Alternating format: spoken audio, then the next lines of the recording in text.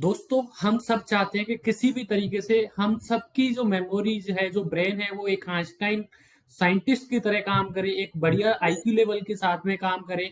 अगर ये इस तरीके से एक अच्छे वे में काम करे तो इसके लिए हमें अपने ब्रेन को और भी मजबूत करना पड़ेगा। और रेगुलर बेसिस पर आप देखते होंगे बहुत सारी चीजें आपके सामने आती हैं कि हम ब्रेन की मेमोरीज के लिए कौन कौन से एक्सरसाइज कर सकते हैं, कौन कौन सा योगा कर सकते हैं। और आजकल की जो जिंदगी है ना, वो इतनी भाग दौड़ वाली है कि इसमें हम भूल ही जाते हैं कि हम खुद की केयर कैसे करें और अपने ब्रेन को हेल्दी स्वस्थ कैसे रखें। दोस्तों, तो आज की वीडियो में मैं राघवेंद्र सिंह सोलंकी इसी चीज के बारे में बात करूंगा कि किस तरीके से हम अपने ब्रेन की पावर को बढ़ा सकते हैं, अपने मेमोरीज को किस तरीके से बूस्ट कर सकते हैं। जो हमारे ब्रेन मेमोरीज हैं, जो भी हमारी यादें हैं, हमारे ब्रेन है कि उसकी कैपेसिटी को, उसकी स्ट्रेंथ को किस तरीके से बढ़ाएं जिससे वो हमारे लाइफ में आने वाली हर प्रॉब्लम को बहुत आसानी से सॉल्व कर दे और हमें ज्यादा मेहनत ना करना पड़े। दोस्तों, तो इसके लिए आपको अपने ब्रेन को हेल्दी स्वस्थ रखना बहुत जरूरी है। उसके लिए आप किन किन चीजों का ध्यान रखोगे वो मैं आपको इस वीडियो में शेयर करूंगा। तो अगर आपने हमारे वीडियो को अभी तक लाइक नहीं किया है तो लाइक कर दें अभी। अब आप इस वीडियो को अगर एंड तक देखते हैं और आपको लगता है कि आपको इसमें कुछ भी सीखने को मिला है जो आपके काम का था, तो कमेंट शेयर करना ना भूलिएगा। और अभी तक हाँ, आपने हमारे चैनल को सब्सक्राइब नहीं किया है ना, तो कर दो प्लीज, क्योंकि ये बिल्कुल फ्री है और आपको इस प्लेटफॉर्म पे वो सारी इंफॉर्मेशन मिलने वाली है जो किसी भी प्लेटफॉर्म पे नहीं मिलेगा। दोस्तों, इस पे हम हेल्थ न्यूज के, हेल्थ टॉक के अलावा उन चीजों को भी लेके आ रहे हैं जो हेल्थ से रिलेटेड, हमारे मेडिकल इंडस्ट्री से रिलेटेड सर्टिफिकेट है, उनकी रेगुलर बेसिस पे वीडियो आपको मिलती रहती है। और अगर आपने उनमें से किसी का भी सर्टिफिकेट लिया है तो वो इस वीडियो के कमेंट करके बता दीजिए प्लीज कि आपने कौन सा सर्टिफिकेट अभी तक ले चुके हैं। और अगर आपको कोई प्रॉब्लम आ रहा है तो भी आप कमेंट कर दीजिए, क्योंकि हम आपके कमेंट को सुनते हैं, उस पर काम करते हैं। आपको कोई भी इशू आ रहा है तो कमेंट जरूर करिएगा। तब तक आप ये देखिए कि हम अपने ब्रेन की पावर को, हम अपने मस्तिष्क की शक्ति को किस तरीके से बूस्ट करें, किस तरीके से उसको मजबूत करें, किस तरीके से उसको स्ट्रेंथ प्रोवाइड करें। तो वो उसके लिए आपको 7 पॉइंट जो है, कितने पॉइंट दोस्तों, 5 और 2 7, 7 पॉइंटों में मैं वो सारी चीजें कवर करने वाला हूं जो आपके ब्रेन को, ब्रेन पावर को किस तरीके से बूस्ट किया जा सकता है, किस तरीके से हमारे अपने मस्तिष्क को मजबूती प्रदान किया जा सकता है, वो समझने वाले हम इस वीडियो में। तो मैंने आपको पहले भी बताया कि आज हम उन 7 चीजों के बारे में जानेंगे जो हमारे मस्तिष्क की पावर को बढ़ाते हैं, मजबूती प्रदान करते हैं। इवन ये वीडियो जो है वो उन पेशेंटों के लिए भी हेल्पफुल है जिनको डिमेंशिया हो चुका है, या ये वीडियो उन लोगों के लिए भी हेल्पफुल है जो डिमेंशिया की फर्स्ट डिग्री का शिकार हो चुके हैं अभी तक। तो आप हमारे उन सारे स्टेप को वन बाय वन इस वीडियो में देखोगे। और अगर आप उनको 7 पॉइंट को अपने जीवन में उतारते हो, अपनी लाइफ में इम्प्लीमेंट करते हो, तो दोस्तों आपको इस चीज का रिजल्ट आपकी मेमोरीज के साथ साथ में आपकी सेहत पर भी देखने को मिलेगा, जो कि आपकी बॉडी के लिए बहुत ही जरूरी है। वो 7 heart rules for boosting memory and fighting of dementia कौन कौन से हैं, वो हम वन बाय वन इस वीडियो में जानने की कोशिश करेंगे। चलिए शुरू करते हैं। उन 7 पॉइंटों को जानने से पहले हम कुछ एक बेसिक चीजों को समझ लेते हैं कि अभी तक इस दुनिया में किस तरीके से चीजें चल रही हैं। तो अगर मैं एवरेज ह्यूमन ब्रेन श्रिंकिंग की बात करूं, जिसकी वजह से डिमेंशिया भी हो सकता है, अप्रोक्सीमेटली 5% है per decade after the age of 40। अगर जिन व्यक्तियों की उम्र 40 से ऊपर हो चुकी है उनमें 5% ऐसे चांसेस होते हैं जहां पर जो हमारा मस्तिष्क है वो श्रिंक हो सकता है। This can have major impact on the memory and focus, जिसकी वजह से ऐसे पेशेंटों को मेमोरीज में बहुत ज्यादा इम्पैक्ट देखने को मिलता है और ऐसे लोग बहुत जल्दी फोकस भी नहीं कर पाते हैं।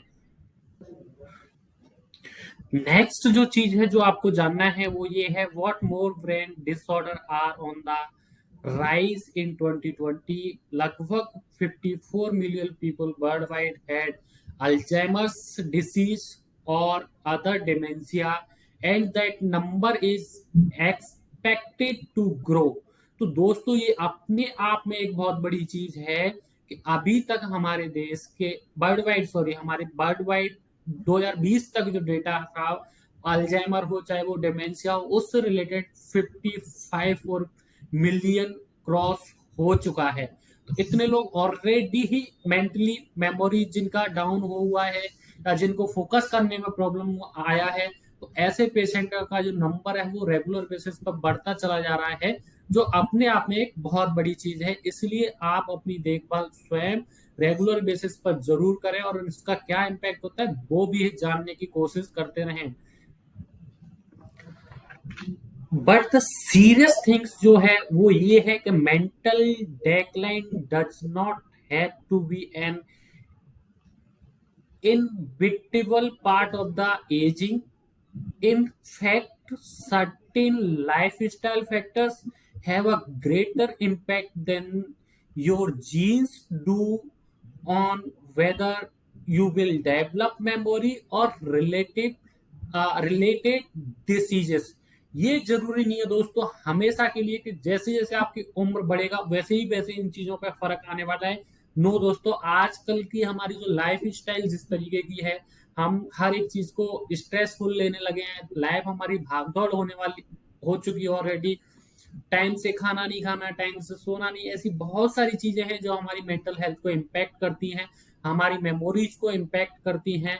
और उसी से रिलेटेड अगर जिनके घर में जेनेटिकल डिसऑर्डर है तो वो भी चीजें इस चीज के लिए रेस्पॉन्सिबल हैं। तो ये कतई हम नहीं मान सकते कि जिन पेशेंट की एज बढ़ेगा उनको ही ये सिर्फ मेमोरीज से रिलेटेड इशू होंगे, उनके ब्रेन स्ट्रेंथ से रिलेटेड इशू होंगे। ये बिल्कुल भी नहीं है। किसी भी एज ग्रुप को कभी भी हो सकता है अगर उसकी लाइफ स्टाइल ठीक नहीं है या उसको कोई जेनेटिकल डिसऑर्डर है तो। बट द सीरियस थिंग्स जो है, जो भी हमारे न्यूरो साइंस रिसर्चर हैं उन्होंने बहुत सारी चीजों को डिफाइन किया है। उसी में से 7 हार्ट रूल्स भी हैं जो एक नॉर्मल ह्यूमन बीइंग को फॉलो करने चाहिए, जिसकी वजह से वो व्यक्ति को डिमेंशिया होने से बचाया जा सकता है।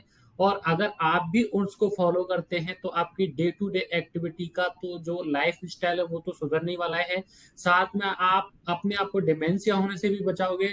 उसके साथ साथ में जो आपका वर्किंग स्ट्रेंथ है वो भी बढ़ेगा। तो ये वीडियो हर एक एज ग्रुप के लिए है जो स्पेशली अपने ब्रेन को मजबूत करना चाहते हैं, या जो बच्चे हैं जिनका फोकस एग्जाम पर फाइट करने का होता है तो उनके लिए भी है। ये उनके लिए भी है जो ऑफिस में काम करते हैं, जो जिनको लाइफ स्टाइल अपना खुद का समझ में नहीं आता कि किस तरीके से काम किया जाए, उनके लिए भी है। डेली बेसिस पे स्ट्रेस जो ले रहे हैं उनके लिए भी है। तो ये वीडियो जो है वो हर किसी के लिए दोस्तों, तो फटाफट इस वीडियो को शेयर कर दो सभी के साथ में जिनके लिए ये जरूरी है। इस जो 7 हार्डकोर रूल्स थे जिनके बारे में हम बात कर रहे थे, उसमें से पहला जो रूल है दोस्तों वो है कि आप अपने ब्लड प्रेशर और कोलेस्ट्रॉल लेवल दोनों को रेगुलर बेसिस पर ट्रैक करें, उनको मॉनिटर करें। जहां पर भी लग रहा है कि आपको डॉक्टर के कंसल्टेशन का नीड है वो भी आप रेगुलर बेसिस करें। ये हम किस लिए बोल रहे हैं, क्यों बोल रहे हैं, उसका एक रीजंस है, राइट दोस्तों। तो अगर आप इसको रेगुलर बेसिस पर आप चेक करते हैं, उनको फॉलो करते हैं, तो उससे होता क्या है कि आपने देखा होगा कि जो हार्ट बीट है वो रेगुलरली सिंगल डे में लगभग 1,15,000 बार बीट करता है दोस्तों। तो अगर कहीं भी कोई भी ऑक्सीजन, और हमारे ब्रेन को हेल्दी रखने के लिए ये बहुत जरूरी है, हार्ट का पंपिंग करना बहुत जरूरी है, क्योंकि सबसे ज्यादा जरूरी होता है हमारे ब्रेन को। अगर ब्रेन का ब्लड प्रेशर ठीक है, हमारे वेसल्स का ब्लड प्रेशर ठीक है और वो अच्छे से सर्कुलेट हो रहा है, हमारी हार्ट रेट अच्छे से चल रही है, तो ब्रेन को रेगुलरली ब्लड सप्लाई होता रहेगा, फ्रेश ऑक्सीजन फ्रेश न्यूट्रिएंट्स मिलते रहेंगे, ब्रेन भी अच्छे से काम करता रहेगा। लेकिन अगर आप देखते हो कि बहुत सारे लोग जो बैड जिनको हैबिट होते हैं, जिनका कोलेस्ट्रॉल जमा होता है, तो ऐसे पेशेंट में ब्लड सर्कुलेशन अच्छे से नहीं हो पाता है। और अगर ब्लड सर्कुलेशन अच्छे से नहीं होता है तो उनको कई बार ब्रेन स्ट्रोक भी आते हैं दोस्तों। तो अगर आपके बॉडी में कोलेस्ट्रॉल लेवल कम है, आप रेगुलर बेसिस पर एक्सरसाइजेस कर रहे हैं, उनको ट्रैक कर रहे हैं, तो ये आप करते रहिए। ये आपकी अच्छी हैबिट है और आपको रेगुलर बेसिस पर अपना ब्लड प्रेशर और कोलेस्ट्रॉल लेवल को चेक करने की जरूरत है, जो कि आपको करना ही है। दूसरा सबसे जो महत्वपूर्ण थिंग्स है जिसको आपको फोकस करना है, पहला हमारा ब्लड शुगर कोलेस्ट्रॉल लेवल का रेगुलर चेकिंग था। दूसरा जो सबसे महत्वपूर्ण चीज है वो है मैनेज योर शुगर लेवल। मैंने पहले भी बोला है कि हमारे ब्रेन को सिर्फ दो चीजों का जरूरत है, शुगर यानी कि शर्करा का यानी कि ग्लूकोज का, और दूसरा जो चीज था वो था ऑक्सीजन का। ये दोनों का ही कैरी आउट कौन करता है? हमारा सर्कुलेटरी सिस्टम। तो इसलिए हमारा ब्लड प्रेशर का चेकिंग रेगुलर बेसिस पर होना जरूरी है। दूसरा जो पॉइंट है वो है मैनेज शुगर लेवल। तो दोस्तों ये भी हमें पता होना चाहिए कि हम किस तरीके का शुगर खा रहे हैं, और उससे जो मिलने वाला कैलोरीज जो है वो हमारी बॉडी के लिए कितना इम्पैक्टफुल होगा। चाहे वो डेक्सट्रोज हो, फ्रक्टोज हो, गैलेक्टोज हो, या ग्लूकोज हो, या लैक्टोज हो, या माल्टोज हो, या सुक्रोज हो, किस टाइप का शर्करा का आप सबसे ज्यादा यूज कर रहे हैं, वो आपने डाइटिशियन के कंसल्टेशन को रेगुलर बेसिस पे करना है। और ये हमेशा अपने माइंड में रखना है कि ये शुगर लेना या शर्करा खाना या कार्बोहाइड्रेट खाना हमारी बॉडी के लिए हार्मफुल नहीं है, ये हमारे ब्रेन के लिए बहुत जरूरी है। तो जो लोग बॉडी बिल्डिंग का काम करते हैं वो कंप्लीटली कट डाउन करते हैं, किससे? शुगर लेने से बचते हैं, वो कार्बोहाइड्रेट लेने से बचते हैं। तो ये दोस्तों आप अभी रिसेंटली बहुत सारे आपने केसेस देखे होंगे जहां पे ब्रेन स्ट्रोक हुआ है या पेशेंट को हार्ट अटैक हुआ है। उसमें से बहुत सारे लोग तो हमारे बॉलीवुड सेलिब्रिटीज थे, उसमें राजू श्रीवास्तव थे, उसमें आपके सिंगर थे के तिवारी करके उनका नाम भी है। तो ऐसे बहुत सारे लोग हैं जो बॉडी बिल्डिंग के लिए इतना अवेयरनेस हो चुका है ऑलरेडी कि वो कार्बोहाइड्रेट को लेना अवॉइड करते हैं। पर दोस्तों मैं बताना चाहता हूँ कि अगर हमारे ब्रेन को काम करना है तो उसके लिए ग्लूकोज यानी और ऑक्सीजन का मिलना बहुत जरूरी है। अगर वो प्री मील या पोस्ट मील पे प्रॉपर तरीके से वर्कआउट नहीं करते हैं तो वो हमारे ब्रेन की फंक्शनलिटी को कहीं ना कहीं डिस्टर्ब करता है, और जो कि बहुत ही हमारे ब्रेन के लिए नेगेटिव थिंग्स होती है। तो आप इसको हमेशा ध्यान रखें कि आप अपने शुगर लेवल को हमेशा मैनेज करके रखें, वो अच्छा है, बुरा नहीं है दोस्तों। तीसरी चीज जो है वो मेरी बहुत फेवरेट है, इवन मैं इस पे पहले भी वीडियो बना के डाल चुका हूँ दोस्तों। हाँ, आज भाग दौड़ भरी जिंदगी में हम भूल ही गए हैं कि हमारी सेल्फ केयर क्या होती है, हमें सेल्फ केयर का कितना नीड है दोस्तों। तो सेल्फ केयर अगर आप नहीं करेंगे, जिस बॉडी के दम पर आप पूरे दिन भर रात भर भाग दौड़ कर रहे हैं, अगर उसी बॉडी को प्रॉपर तरीके से आराम नहीं मिलेगा तो बॉडी भी बहुत जल्दी काम करना धीरे धीरे बंद कर देगी। ये हमारी डेली लाइफ की एक्टिविटी है दोस्तों। अगर आप प्रॉपर तरीके से सोते नहीं है, कंसिस्टेंटली बेड पे जाते नहीं है, सोने का कोई टाइम नहीं है, जागने का कोई टाइम नहीं है, डिवाइस ऑन करने का कोई टाइम नहीं है, रेगुलर डिवाइसेस ऑन कर रहे हैं, और आप कुछ अपनी बॉडी के लिए रिलैक्स होने के लिए कुछ नहीं कर रहे हैं, तो ये आपकी बॉडी के लिए बहुत ज्यादा हार्मफुल है दोस्तों। एटलीस्ट हमें 7 to 8 आवर का अच्छा स्लीप, गुड स्लीप लेना बहुत जरूरी है। तो जब भी आप अपने बिस्तर पर सोने के लिए जाएं तो लगभग 2 घंटे पहले डिवाइस को ऑफ कर दें। जो भी आप स्मार्टफोन, लैपटॉप, जो भी स्क्रीन यूज कर रहे हैं उसको बंद कर दें, और अपना एक फिक्स टाइम करें कि मेरे को इस टाइम पे सोना है, इस टाइम पे जागना है। तो दोस्तों आपके ब्रेन को भी उसमें रिलैक्स मिलेगा, और आप भी सुबह जब जागेंगे तो बहुत तरोताजा फील करेंगे। और आपके ब्रेन का पावर जो है, ब्रेन जो स्ट्रेंथ है, जिस तरीके से जो स्ट्रेस, सुबह मॉर्निंग सिकनेस होता वो भी नहीं होगा, और आप अच्छा फील करेंगे, फ्रेश फील करेंगे दोस्तों। चौथा जो सबसे बहुत ही ज्यादा इम्पोर्टेंट थिंग्स है जो हमारे ब्रेन के लिए बहुत जरूरी है, आज की भाग बड़ी जिंदगी तो है ही, साथ साथ में दोस्तों फास्ट फूड लाइफ स्टाइल भी बहुत जल्दी ग्रो कर रहा है। लोग बाग घर का खाना ना खा करके आउटसाइड का खाना बहुत प्रेफरेंस में देते हैं, और वहां पे हाइजीन का कोई पर्टिकुलर प्रोटोकॉल नहीं है। वहाँ जो एक्चुअल में जितना थिंग्स हमें खाना चाहिए उसका भी कोई मेजरमेंट नहीं होता है, फिर भी हम उन चीजों को, फास्ट फूड को बहुत ज्यादा कंसिडर कर रहे हैं अपने लिए, क्योंकि हमारे पास टाइम ही नहीं है खुद का खाना बनाने के लिए। तो ये हमारे ब्रेन के लिए कहीं ना कहीं नुकसानदायक है। अगर आप अच्छे तरीके से खाएंगे नहीं, आप अपने बॉडी को रिलैक्स नहीं करेंगे, आप प्रोटीन डाइट नहीं लेंगे, आप कार्बोहाइड्रेट डाइट नहीं लेंगे, आप हाई कोलेस्ट्रॉल वाली चीजों को खा रहे हैं जो आपकी नस को ब्लॉकेज करेगा, तो दोस्तों कहीं ना कहीं ये चीज जो है वो हमारे ब्रेन के लिए भी अनहेल्दी होगा। साथ साथ में यहाँ पे फैटी फिश लाइक क्या क्या खा सकते हैं आप इसके लिए अच्छे से अच्छा क्या क्या खा सकते हैं? तो अगर आप नॉन वेज खाते हैं तो फैटी फिश लाइक सालमन खा सकते हैं, एवोकाडोज खा सकते हैं, नट्स खा सकते हैं, ब्लूबेरीज खा सकते हैं, जो आपके ब्रेन के लिए बहुत ज्यादा अच्छा होता है, आपके ब्रेन को तरोताजा करता है, राइट। और when food shopping I ask myself 3 questions: to help determine better something to a good for my brain. जब भी आप सब्जी मंडी जाएं, जब भी जहां भी जाएं, तो आप ये 3 क्वेश्चन आप हमेशा करें, या जब भी आप फास्ट फूड खा रहे हैं तो तब भी करें आप, will it spoil, then are there tons of in ingredient in that packaging food, और do you see a rainbow on your plates. तो ये 3 चीज जब आप अपने आप से पूछेंगे तो ऑटोमेटिकली आप हेल्दी डाइट में शिफ्ट हो जाएंगे दोस्तों। दोस्तों, स्मोक एक ऐसा चीज है जिस पर गवर्नमेंट भी ऑलरेडी इनिशिएट ले चुकी है, बहुत सारे कैंपियंस चला चुकी है ऑलरेडी। लेकिन मैं अभी भी अपने आसपास बहुत सारे ऐसे लोगों को देखता हूं जो कंटिन्यूअसली स्मोकिंग करते हैं। बाद में उन्हें लंग्स से रिलेटेड तो इशू होते ही होते हैं, साथ साथ में उनकी जो मेमोरीज पावर जो है, सोचने की क्षमता जो है, वो भी धीरे धीरे कम होती चली जाती है।